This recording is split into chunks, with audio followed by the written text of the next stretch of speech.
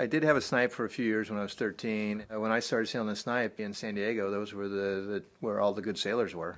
Guys, Doug D'Souza, Earl Elms, Tom Nute, Tom McLaughlin, Dave Peterson, Dave Ullman was sailing. All those guys. That's if you wanted to go where the competition was, that's where you went.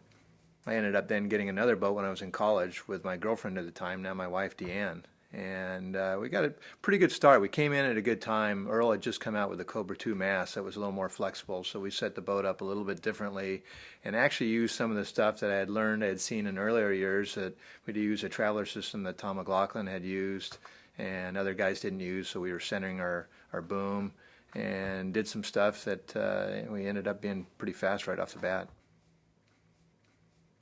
You learn about tuning and rigging and various things like rake and shroud tension, stuff that you don't learn in college sailing or sailing a laser, that type of stuff. And I enjoy that part of the sport, but it is a big part of the sport. If you want to go on to sailing the Volvo or America's Cup or sailing a starboat, you need to know how to tune the rig, and the Snipe has all the basics. And that stuff, there's enough rules to keep it so it doesn't get out of hand. You can't adjust your shrouds, for instance, on the race course or during a race, but you can, before a race or on shore, you can make some little changes and try to get a little bit more out of your boat and learn what happens if you rake the mast a little bit more, if you move the jib lead in or out or back and forth. You can experiment with some small things to learn how to properly set up sails and to learn what makes a boat go fast. Tuning differences are very subtle in the boat, and the more time you spend in the boat, actually the less you have to move things. You see this in a lot of classes too. When people come in, they usually, when they just get in the boat and trim in and sail, obviously they need a little help getting it set up properly. They usually do well. Then they try to make it a little bit too complicated and changing things and moving stuff around. But the longer you sail on a boat, in any boat, but I learned that lesson in the Snipe from watching Earl Elms, the less they end up moving things around because they kind of figure out where stuff goes. When I started, actually the second time when I got my Chubasco, Earl had a boat where the jib leads were just bolted right in place. I mean, you could move them with a wing nut, but you weren't going to move it during the race.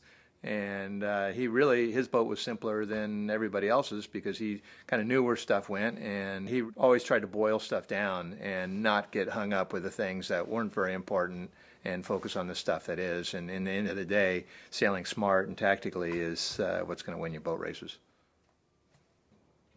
The Snipe class is a family boat, so it's not just a bunch of big guys like we have in the Starboat, but you have people there sailing with their kids, with their son, their daughter, their wife, husband, whatever. There's all kinds of brothers and sister teams, and so it's a family atmosphere, and a lot of the sailing is done on lakes and places that are fun places to visit and fun places to hang out, other than just being at the yacht club and being on the race course. I actually didn't like this very much when I was younger, is that they do sail in a lot of places like lakes that are fairly shifty. And at the time I thought, well, that's not really as fair because it's not as boat speed oriented as sailing off off Mission Bay in the ocean.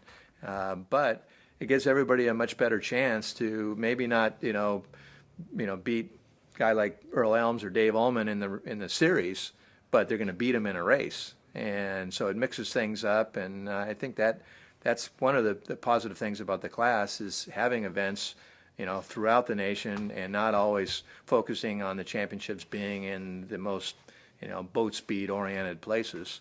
And what I would have called, the more fair sailing or whatever.